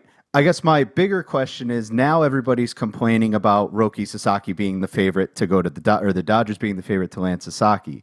And it's, my whole argument is that was what you knew you had a chance at with Shohei. So every team that was like, oh, we're not going to try to figure this out in any way. Sure, the Dodgers got super creative and made it work, but it just it feels like the Dodgers are doing this. They set themselves up for success. This is what you get with Shohei. You get first crack at Roki Sasaki, this other guy, and now we're trying to institute international drafts and change the rules just because the Dodgers are going to add this guy. And I just want your just a couple of seconds of opinion on. Well, when you say people are getting upset, is it all the 29 other teams? Yeah, absolutely. Okay, yeah. And I get that. And there's a good chance with the Padres too, and not just because like the NL West rivalry, but obviously the monetary value. I think, extending Schill is going to help, and AJ Preller is never out of the woods. No. Saki also has a great relationship with Yu Darvish as well. That's going to help some things. And West Coast, I think when it comes to international players, they want the actual West Coast vibe when they come to America. That wasn't lightly for Ohtani. I think staying in LA was important for him. Why would you ever turn down playing in San Diego? Like, who cares about the taxes? I can comfortably live not comfortably. I can live in the Bay Area. Okay. I'm okay here. Like, I have my little apartment. We're okay over here. But it's just one of those things. But I think from that perspective, it's kind of like, it feels like you're drowning almost. It's like, it's hard to explain. I feel like with the Dodgers, they're kind of becoming what the Yankees were not that long ago, the dynasty stuff, and you're throwing money at the problem, and good for them. I understand it. I'm a Moneyball girl. Obviously, I've been covering this team for 7 years. I know that business side of it. But I also know, what else were you expecting? Like, when you're trying to recruit a player, and if the money isn't an issue, because even if he does get 3.2 million, and then you have to pay the fee to get him to come over here, it's still going to not shell you a lot of money. So might as well add to it where you're going to go play for the former World Series championship. So it's not going to be a hard sell for him. No. It won't be money, and then on top of that, he can get money doing whatever else, right? So it's just kind of like that. And when it comes to the Dodger situation, all the money they spent on Ohtani and Yoshi, you're going to spend this much more on another success, a 23-year-old with an insane fastball and all this, that has the run and the rise. Like, it's just insane. And like I said, he's 23, so he hasn't even peaked yet. And he's going to get the money eventually. And maybe they don't have to have him in 2 years. He's going to go somewhere else, so they can just have him for a little bit, still on the momentum of winning more championships. So there's so many factors that go into it, and they've all thought of that. And so many other teams have to make decisions. Mind you, the last couple of seasons, I guess this last season, the playing field has been so even. There hasn't been one team, obviously with the Dodgers winning the World Series, but it's not like it was that one year where the Phillies ran away with it, whatever. It was a very even playing field. You had no idea who was going to win the World Series, like, and around the mid range. A's won 2 out of 3 against the Phillies heading into the All-Star break. It's like, Love that. Fuck around and find out, like, whatever, that kind of thing. So those things happen. And I think that's what made this season so much fun for me, is the standings didn't really matter, because that was what you didn't know it was going to happen. And I think that people are going to pay attention to that more, because obviously they're playing everybody now. And there's a lot of factors that go into that. Yeah. Other than the White Sox, though, let's have that caveat. I think Venable's going to have some fun. I think he's going to mess around, not like in a bad way. But I think he's got a really a good base running mind. And I think that's going to help him out a lot. Super smart. You worked with the Rangers. I think that's going to benefit him a lot. I think the Marlins are going to be successful as well. And even Schumacher's with the Rangers as well. I think like that's going to be beneficial. There's a lot of moves that took place that I think are going to be really good. And to be honest, genuinely, how can the White Sox get any worse? Oh, exactly. They can't. I mean, they can, I guess, but the A's couldn't have gotten any worse, and they definitely didn't. They improved. That's true. So, how are you going to get worse than 112 season? I shouldn't say that out loud, because I'm sure it's somebody. I mean, the White Sox did, but. Yeah, exactly. That it's definitely a race to the bottom there, but we want to see good baseball, and I think everyone had the A's being the worst team in baseball this year, and they were. It was the White Sox. So we finished the season with 69 wins. Nice. I mean, you asked for it. I did. You asked for it. Listen, I'm still just hung up on the West Coast and my Seattle Mariners. So from what I gather, Roki Sasaki could be a Seattle Mariner, and that's it. It's the wrong part of the West Coast. It's the wrong side of the West. I the one fan base that I feel the most for are the Seattle Mariners. Thank you. I feel for me too. Yeah.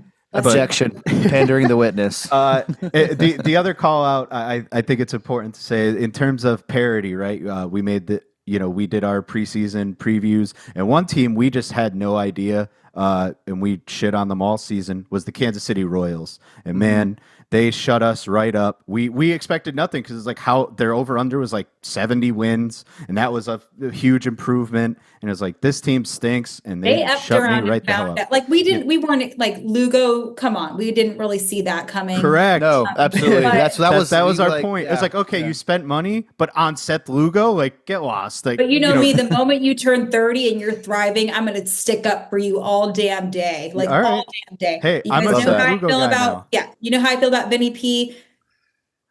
Perez, like, let's go. He's still like, he's not giving up. Like, and I think that that's great too. Bobby Witt Jr. Obviously, I wasn't on the same page as you guys though. I knew they would be. Yeah, I couldn't be more anti-roll. So I think that stemmed from, so we did season previews, right? And we had fans of teams give us like a 2-minute audio clip, and I just could not get anybody from the Royals ever. So then I was just like, fuck them. even after all the signings. It was just like, I tried DMing people and just everybody from the Royals. I just couldn't get in touch with anybody. I guess like signing Waka wouldn't exactly like be like, again, they spent like, money, which was exciting from a fan perspective. Like, okay, you spent money, but from my perspective, it's like, you spent money on Seth Lugo, Michael Waka, and Renfro. It's like, okay, like, is that going to make you their over under was like a plus 14 from the year before. I was like, that doesn't get it done. And again, they shut me up. They're better than the Mariners, and foot in mouth. Don't send Vinny P after me. That. Oh yeah. Oh, I will. There's no Vinny Pasquantino negative talk on any podcast. Oh no, it was never against him. It was never him. I might have to go back and listen, but anyway. Yeah, we'll have to double check for sure. All right, so Jessica, you've been with Days for how long? Give us some kind of background to how you got into this business, and let's talk about that, because we're really interested in just the whole A's experience, with everything that's happened this year. So let's get some background. But be more specific, like the A's or baseball. So you love baseball. It's your husband, right? So is it something that's always been there, or is it just something that tell my family, like, I found somebody. Sorry. Yeah. So is it just something that you always wanted to do? Like, where did that start for you? So I'm a former baseball player. I played baseball. Okay. Awesome. I didn't know softball existed. I played baseball from the time I was 8 up until my sophomore year of high school. And then I switched to softball for collegiate opportunities, which was kind of hypocritical because I'm a college dropout. But I played tournament ball, travel ball until I was 19. I'm a talker, as you guys can see, and I wanted to turn that into a career. I love writing. I think the written word is the most romantic language ever. And it's something that won't die. That form of communication will not die. I love words. I love poetry. I love lyrics. I love all of that. And so I started writing. I started blogging, and I got on Twitter and developed this monster. And this monster turned into blogs, and the blogs turned into newsy stuff. And the next thing you know, I applied for a job at MLB.com, Cut 4, and Cut 4, but these used to have blogs, and I just applied, and it was the most fun job I've ever had. And then a year and a half into it, NBC Sports Bay Area reached out. They moved me to the Bay Area. That's awesome. Mind you, I grew up an A's fan. I went to my first game when I was 11. Love that. This is a really cool story too. I was playing, in Little League. And I was living in Reno at the time. So the trip to Oakland was like a 3.5-hour trip, but we decided to drive there and back because we got these awesome tickets. We get there a little bit late, and we were supposed to get like dollar seats on a Wednesday. And that's like the promo. All of those seats were sold out, but the tickets, the person at the ticket counter said, we'll honor these, but we'll give you box seats. So it was like score.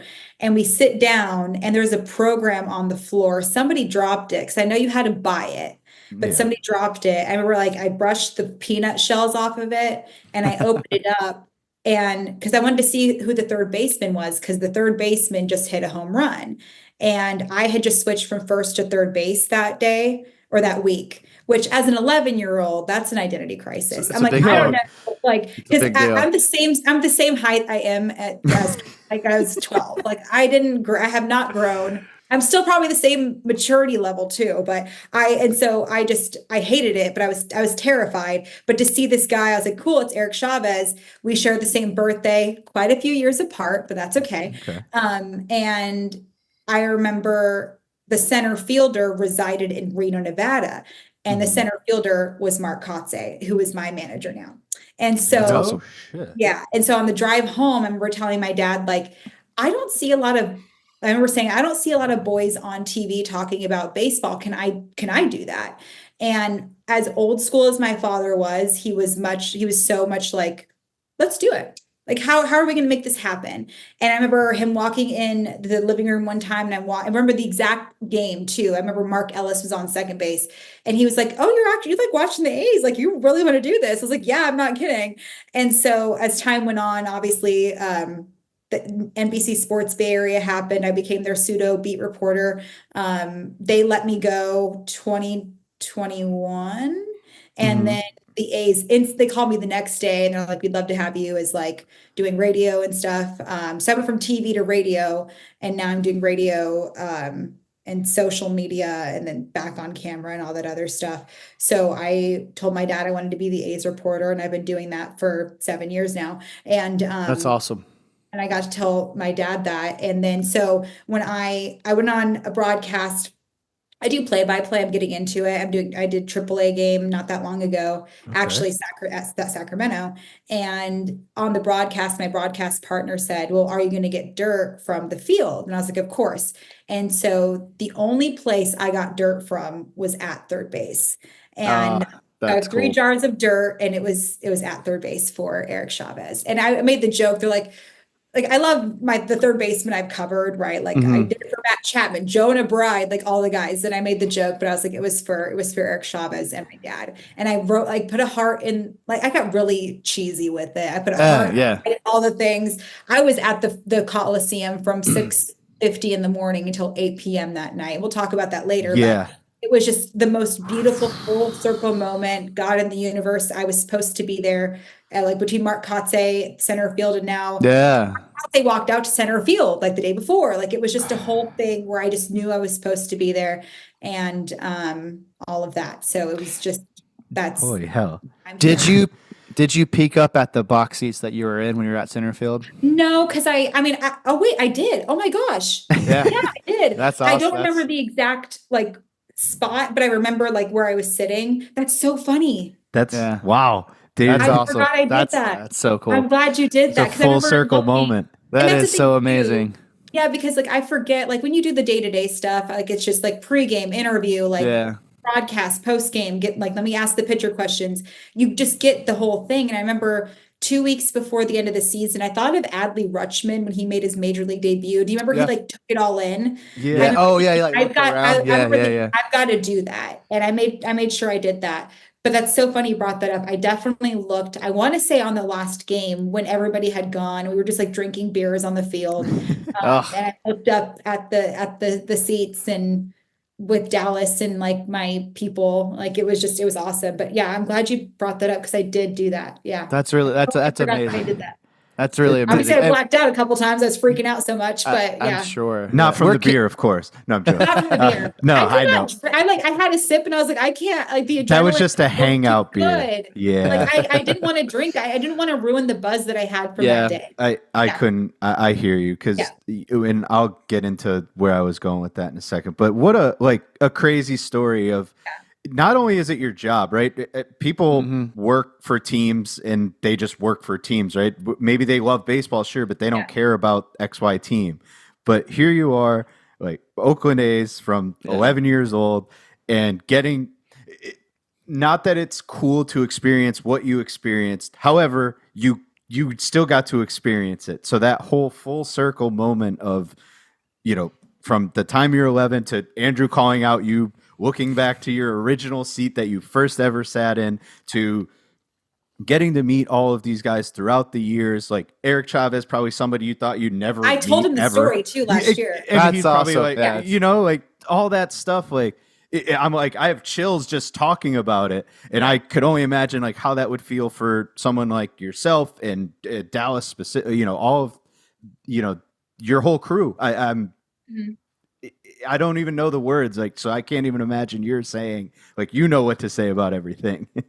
Yeah, well, the Eric Chavez, like telling him was a cool moment too, because obviously he's a franchise guy. He's like Mhm. a hero with the A's. And so if you're a well-known guy, the media is going to be like a designated time for you, and that's called a scrum. So we had availability for him, but I chickened out. I was like, I can't tell him. There's so many people around.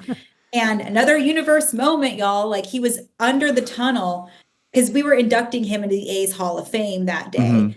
He was under the tunnel by himself. And I was like, Do it. Jess, go talk to him. Now And or never. the thing is I have a tendency to stutter when I want to tell a story. And I remember thinking, tell it like a Twitter, tell it like a say it in 280 characters or less. I was able to tell him, you're the reason why I'm here. And he's like, Yes. what are you talking about? And I was like, I came to a game, you hit a home run, you were playing third. I played third that day. And I drove home with my dad and said, I want to be the A's reporter one day. And now I'm here. And he was like, wow, thank you so much for telling me that. He's like, I'm so glad you stopped and told me that story. That's And, awesome.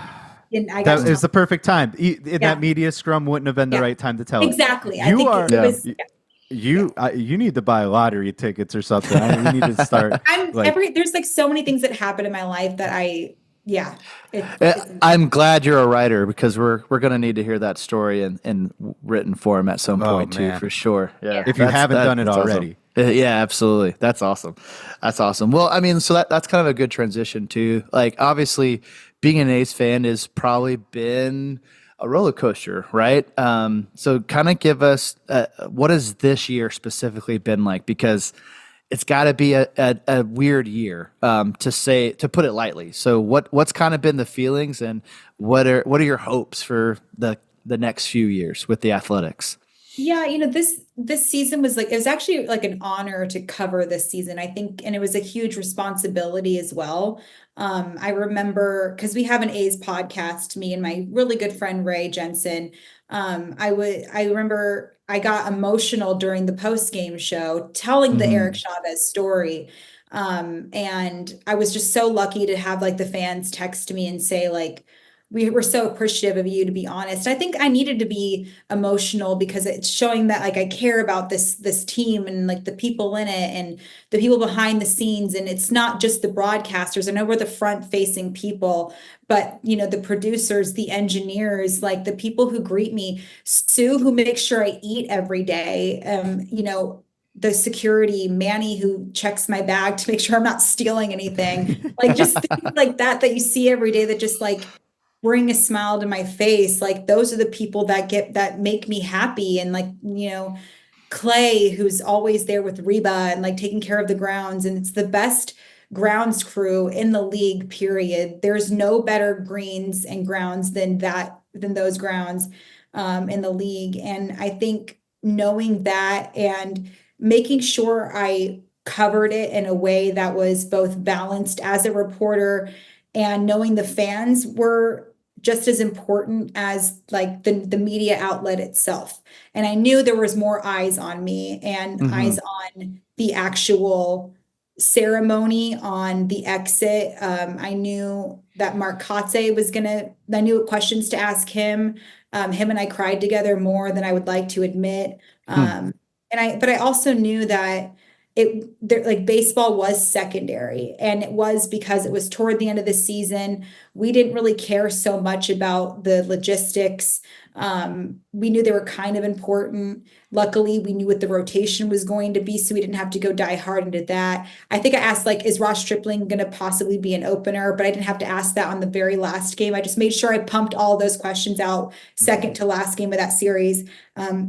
So those types of things. But I just remember, like I said, trying to take it all in. And the hugs I gave out were extra long. I don't know how to describe it. And like I said, mentioned the adrenaline that last game. Like Martin Gallegos, he's the MLB.com A's beat reporter. I call him my work husband. And like I said, covering this team is difficult because like it's so up and down, and like you see so many, like you see a lot of guys start their careers here and you watch them grow, and there's obviously so much turnover. There is on every team, but especially with this team. And you also see just like how hard they work and the little things that they do. But you also see like they almost get there. I started like the in 2019. So like 19, they were really solid. They had the wild card game. That was one of the coolest moments of my life. 55,000 fans. And it was a sold out wild card game. I think the most fans in wild card game history. And just those types of moments. And the A's are so unique. And I remember talking to Kotz about that. Like, that's the one thing that I loved about this organization, was how unique it was. And I think the thing that impressed me the most was, I mentioned like the A's, these guys start their careers there, 19 rookies slash beginning of their careers. They couldn't have handled this any better than they did. A lot of them had no ties to Oakland, but they dedicated themselves, their walkouts to Oakland. Tyler Ferguson came out of the bullpen to Grant Balfour's One by Metallica. Ooh. Yeah. And if you remember that game where Grant Balfour came out of the bullpen, oh my gosh, like you Yeah. want to talk about chills. And he played Grant Balfour's song, and there was, Oakland artists that they walked out to, and just those little That's aspects. cool. These rookies, like they had no business. They, like, if they didn't do anything, none of us would have batted an eye. And Joey Estes, his first season, he's 22 years old. He walked around in his uniform greeting security and took it all in, and they all handled it so beautifully and so well. And I really appreciated that from them.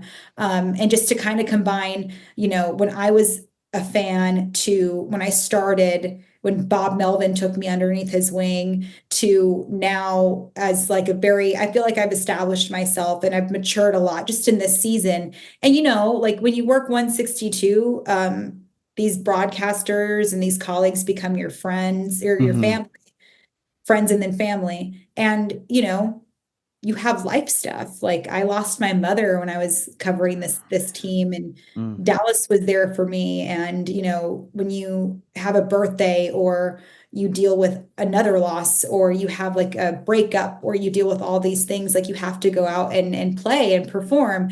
And I think that those types of things are what makes you stronger. And there's the things that are bigger than baseball, but baseball saved my life so many times. And we're talking to Dontrell Willis about it, and he's from Oakland. And he said, if I wasn't at home at 7 o'clock watching an A's game, I might be on the streets, or something bad would have happened. And so, like, I can relate where the A's saved my life in so many ways. And I feel like finding the balance of what the fan Jess would want, the reporter Jess would want, staying true to what I feel like the other fans would want, staying true as a journalist, and honestly having fun with it too. Like the little quirkiness of the stuff that I love to bring out, and not what everybody else was doing, I thought was really important. So a combination of all those things is what I wanted to do. And then after everybody left, like I said, I was there until 8 p.m. I wanted to walk around the Coliseum and look at it from a way that I hadn't ever. And so I went out into the outfield, and I've never seen the Coliseum from that view. I've been Yeah. in the Coliseum for like thousands of times, but I've never seen it from that view, and it looked gorgeous. And I was like, the field was beautiful. And I was like, JJ Bleday sits here. Oh my gosh, this is where Ramon Laureano robbed Joey Votto of a home run. This is where this happened, and just like so on and so forth. And I think those aspects were great too, going into the out of town scoreboard, where I made my radio debut and talked about those scoreboards. And then I saw Reggie Jackson's signature, and I've met him, so it wasn't a big deal, but like, just to see all of those things, because it was just like, Fenway Park, where they would sign it, and like I've History. never seen those things. Yeah, exactly. And like that's gonna go away, and it's not just the Coliseum, it's Oakland. And I lived in Oakland for a year, and it's just, to leave a small town like I did and to go to the Bay Area was a big step for me as like a young woman, and I did that. And like unfortunately, my dad wasn't around to see that. Like, I would have loved for him to. So just a lot of emotions, and just those types of things. And I think, having Dallas there really helped, and just seeing him, he took the bullhorn at like right before I left and just said, "Let's go Oakland," up in the booth. And while we were having beers and just sitting and taking it all in. And I don't know, I think I've never felt more love than I did that day. And I think that was what was really cool too. And I took a photo, and it's my pinned tweet, and it was the final photo of the Coliseum, and there was this light coming out of center field, which is where one of the batting cages is. It's like where Shohei and like Mike Trout will hit batting practice, because it's like away from everybody. And there was a light coming out, and I tweeted it, and it was a quick photo, and I walked away and like just tweeted it, and it went viral. And I remember Jose Canseco like stole it and tweeted it. and like, I know Jose, and like somebody was like, "Are you not going to tag Jess?" And Jose's like, "My bad." But it was like the most beautiful photo ever. And it was just like those types of moments. So just really cool, and like people that I really respect said I did a beautiful job too. So I know that was a long-winded answer, but it was just one of the coolest like days of my life and my career. No, I wouldn't expect a short answer. You wouldn't have been true. Yeah. I would have felt shorted if you gave us a short answer, right? Because that, again, coming from where you came from in terms of being a fan for so long and working for them and having all of these connections, like I wouldn't expect anything less than the experiences that you just had, right? All of the emotions, happiness, right? Tears, sadness, I cried a lot. Just everything, and I don't know if you got a chance to watch it. I would assume you did, the Dallas, whatever you want to call it. Yeah, I'm not ready to watch it. So I gave it, I watched it last night, and was I in it at all? Was I in it at all? I'm sure I didn't. I can't say if I'm not in it. Why would no? I'm not gonna. No. That's fair. But I, just listening to you, talk about your day and how that went, it was very, very similar to how Dallas went, right? It was just in his view, he went to the parking lot to greet all the fans. He was, signed, and, Dallas being, who he is, just signing all the autographs, the extra long hugs. Again, it was the same exact thing you described, but I saw it, right? So why I was smiling was like Dallas is doing the same thing, the extra long hugs with the, the security person, with the person that serves your food, with the ticket taker, the concession workers, like you guys embraced that city, you embraced that area. And it's unfortunate that we have to have the conversation the way that we're having it, because it is gone and you aren't going to get it back. But that core group of people, even Katse and Chavez and Dallas and yourself, you have those core memories that nobody else will ever have. All of those fans have that. And while it's sad and it feels like it's being ripped away from them, you still have Oakland. The Oakland Athletics existed. You all lived it. You lived through it. And again, it's still cool, even though the circumstances stink. And I don't know how else to describe that. And like that doesn't escape us, right? Like, but one of my favorite moments though was I wanted a scoreboard number so bad. I needed a scoreboard number, and one of the grounds crew members was like, "I have the number 16. I have the number 6 and a number 9," and I was like, "Okay, are you gonna tease me or what?" He's like, "Well, one time I was trying to get in the elevator and you let the elevator close." I was like, sounds like me. That sounds like me. And he was like, "I'm just kidding. Let's take a photo and I'll tweet it out and it's all yours." So I grab, he gives me these, right? They're right here. 69. Oh, that's awesome. So I grab them and I walk out, and then Dallas is there. I'm like, "Dallas, I got scoreboard numbers, and guess what numbers I got?" He goes, 209. I'm like, "It's not always about you, Dallas." And then he goes, "Was it 69?" I'm like, "Yeah." And so I got that, and I displayed them, and it was like the coolest thing ever. That's awesome. And then like the A's gave me a 69 jersey, which has never been worn by a player, not even Dallas Braden. That's awesome. So I wanted to be the last Oakland person to sport a 69 jersey, because I'm 12 years old, and it's whatever, but it's just aren't we all? Yeah, I'm trying not to say nice every time. I'm glad you're the one saying it, not me. I mean, as a boy, like we expect it, but I'm a woman. Like, come on, like it's Yeah, exactly. one of those things. But I will say, I think one of my all-time favorite moments was Cots told me, and Tyson Ross and I are really close, former Padres and of course A's pitcher. And he was like, yeah, Tyson Ross just texted me, thank you. And I was like, that's really nice. But for fans to just walk up to me and all they said was thank you. That's awesome. It's two words that, and just people are like, you don't know who I am, but thank you. And it was just like, cool. Well, that it's had to really tug at the heartstrings. Yeah, it's really cool to hear about the joy of being a fan, right? Because from the outside looking in, a lot of the coverage has been negative, right? Because of just the turmoil of losing the team, and we've seen a lot of anger, right? Which is rightfully so, but it's good to hear about the romance and the joy that the team actually brought, and I think that's a great side that I don't think enough people heard and saw, and so thank you for sharing. That's pretty great. Yeah. Yeah, and I don't want to be naive to that fact either. Like, right. I was on the broadcast and of course on my podcast or our podcast talking about it. Like, I'm very respecting the fact that if you don't want to follow us to Sacramento, I'm completely understanding. But I'm here with open arms waiting for you whenever you decide. I just don't want people to stop following baseball altogether. Yeah. And don't become a Giants fan. No one wants PSA, that. Nobody. Root for Bowmel, root for Chappie, but like, don't become a Giants. Yeah. Don't wear that ugly color. It's orange. not that dire of a situation. But no, I think I completely understand. And so I think, and I got emotional on the show. I've cried so much this season. What a baby! I cried. I cringe thinking of the post game show. Because when Kotz did his amazing speech at the end of the game, I was crying and I was like, you said the team kicked a lot of ass this year, and I started crying. Oh no. And I cringed thinking about it, and it was just like, I did that in front of national media. It's fine, but it's just I was being honest, and I just didn't like the way that I probably looked like Kim Kardashian ugly crying. It's fine. Oh no, I doubt it was that at all.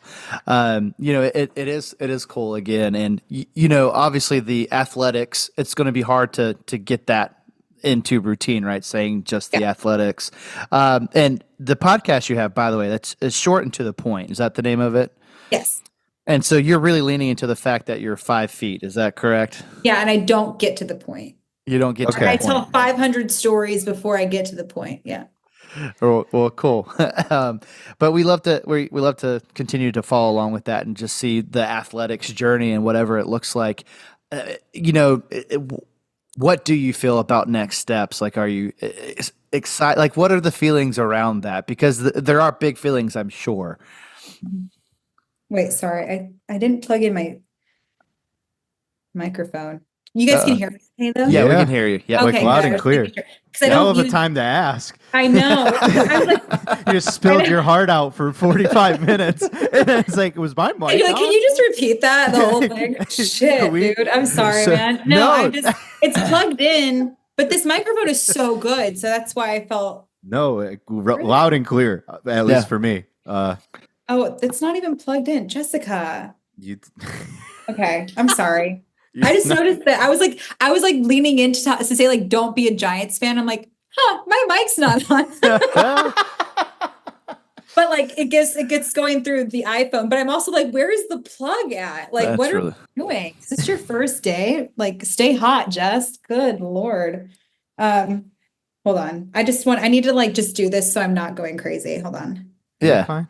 The season ended, so Well, while you're doing that, I'll just throw an aside. So for your podcast, short and to the point, we have I don't know if I could call him a friend, more of an acquaintance. We met him once. He's a friend of a friend. You had Cody Decker on. How do you feel about that guy? I love him. We were with him. Again, friend of a friend. We were at a wedding. Does that sound better?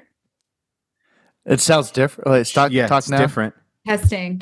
Yeah. It's not as echoey. Yeah. So okay, there it is. So you're a big Cody Decker fan. Yeah. So I covered him with in the PCL with the Reno Aces. Okay. So I've known him for years. I was actually on his show recently talking about it because he does Mad Dog Sports. Yes. And so it was actually cool to talk to him about like the PCL. So I'll be back in the PCL essentially.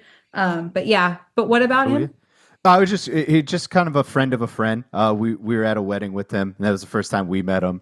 He's awesome. You know, some beverages were consumed, so Yeah. Oh, right. I had a Fun to good drink time. with. He Yeah, I was yelling at him and stuff. Oh, he's We'll good. Yeah, we'll be bringing him on the podcast too. So Oh, he's dope. it'll be a fun time. Because I met him in Reno and like we were all hammered and he was teaching me how to play. I don't even know what, because I don't gamble. When you were raised in Reno, you just like everybody wants You're to gamble. numb to it. Yeah, Yeah, that and I'm makes just like, sense. I don't want to fucking do this. I look my ass off for my money. I don't want to just give it back to people. Plus, my dad worked in a casino, so I was like, but like I'll go with you. Like if we're gonna go to like if you want to take me to the buffet afterwards, I'll go.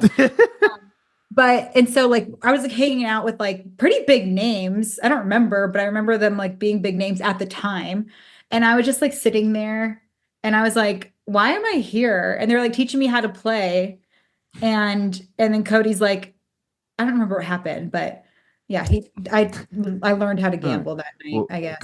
good people. So Cody Oh, Decker, he's awesome. we'll get him on. Again, we talked to him a little bit, so I have nothing bad, nothing but good things to say about him. But again, that was the only thing, unfortunately, that I listened to with the short and to the point pod. But I will make it more readily. We're having available for Ryan Rocco. I can't pronounce his name. Is it? I think you just ran in. Is it just Rocco? Ruco? Sure. Okay. I'll find out. Hopefully by Wednesday. You're gonna have to iron that out. I'll find out on Wednesday All right. when we record. You can practice here. That's fine. Yeah. So that's awesome. Let's see. I'm so sorry about that. That was about what? That No drove worries. me nuts. Yeah. No worries. I don't care. What is there to be sorry about? Yeah. I was just like looking at my mic and it was judging me. It's like, look I don't have my light on. I don't have my green light on, you fucking loser. Sorry. You're a good time. All right. So getting back, I guess, to where we were. How do you feel about next steps with the athletics? Right. Obviously, that's a big question because there's a lot of things happening.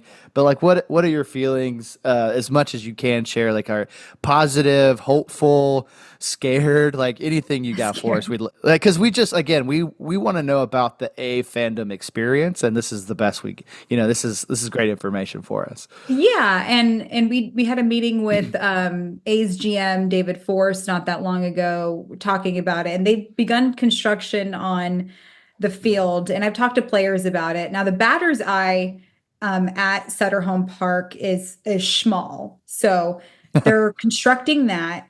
They're going to redo the batter's eye, which of course is attached to the scoreboard. So that's going to be redone. When I called the game about 3 months ago, they were working on construction for the home clubhouse behind left field. So that's going to be there. From what the players told me, they're really nice batting cages. They're going to obviously shift some things because the press box is small. So they're going to enhance that. Believe they're going to turn some suites into the press box stuff. They've begun constructing. The dugouts are going to be brand new. Turf is not happening anymore, which is smart because it gets very hot in Sacramento. But Kotz was ready for it. He's like, I was ready to like throw my spikes in ice water. Like, let's go. Like, let's do this thing. But it's good because it does get hot. And all the PCL games I've covered, like a lot of times they won't do batting practice because it does get so hot. Yeah. There's great batting cages there. I also know, like, I was a little worried about the PCL. If you cover the PCL, it's like a hitter's haven. As far as recruiting, I asked Forrest himself, like, how are you going to recruit people? And he said they want to, increase payroll. And you come from the Coliseum where it's easy to recruit pitchers. Like, it gets cold, all that foul territory. Pitchers are easy to recruit there. Hitters, not so much because of the opposing situation. But now you're going to go to PCL Park on top of the fact it's going to get hot, the altitude a little bit. But pitching is going to be really hard to, come over here and pitch at a minor league park or hit at a minor league park. over. Got it. Yes. Noted. And Yeah. I even asked him, I was like, how are you going to do that? He's like, a good question. I was like, thank you. And it's just one of those things too. Like, I feel like recruiting is different, is difficult no matter what, but it's honestly kind of an interesting way how they're going to approach it. So that's more of the construction side.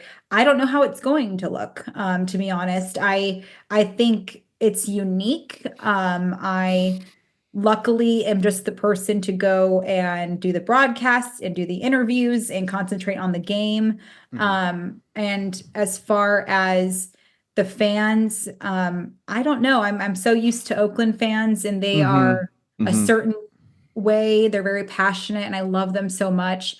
But every time I've gone to Sacramento, been a great group of fans too. And I know A's fans have come up for River Cats games when they were the River Cats, and then when they're the Aviators, they came up for Aviators games. So there's support there. I don't know. I don't That's know. a call out I want to make.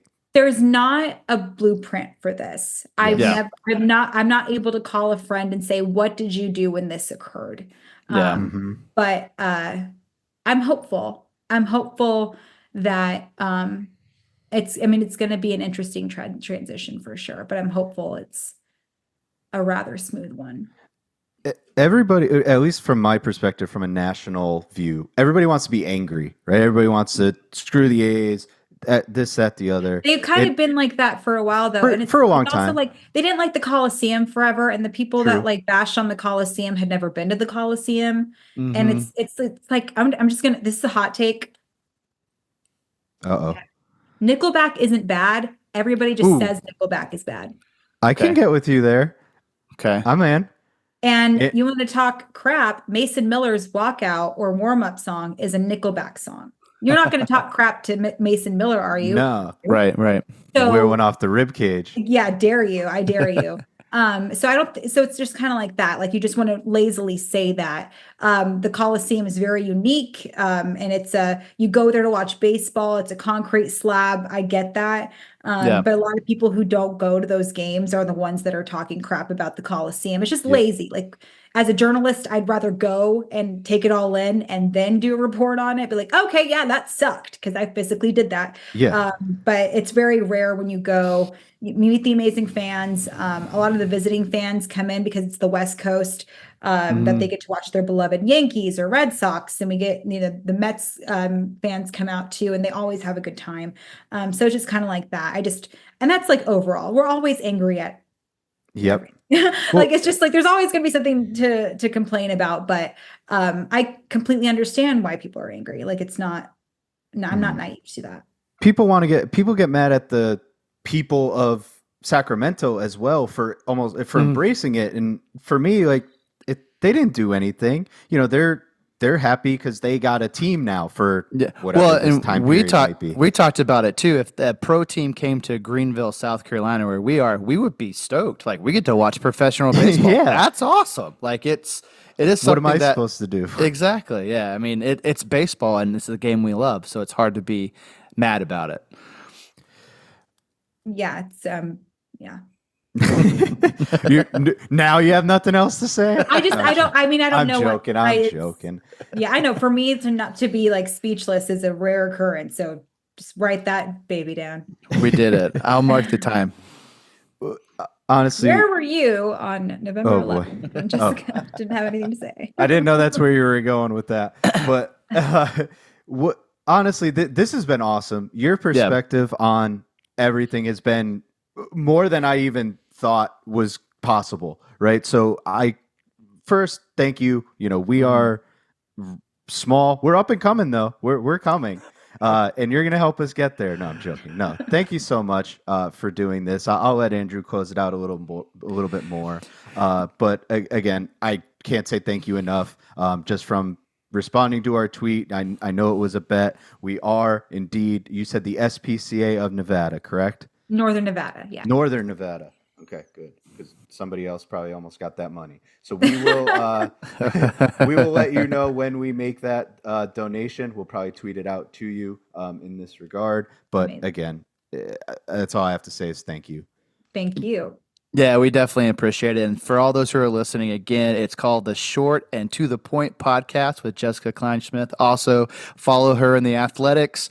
She does all the multimedia stuff and is obviously a joy to listen to and to follow. So thank you again, and we hope to do this again soon. Thank you guys for having me. This is awesome. The easiest bet ever. You can't lose. They can't lose bet. Can't See? lose. Yeah, exactly. Obviously, I hate gambling. So this was great. This was awesome. You hate gambling, yet somehow you're great at it. Look at that. I'm telling you. Hit it. All right, that ends our interview with Jessica. Thank you so much for joining us. She was a lot of fun, and glad that she was a good sport about it. So, guys, my name is Andrew. And I'm Chris. And this is the Coach's Sons podcast.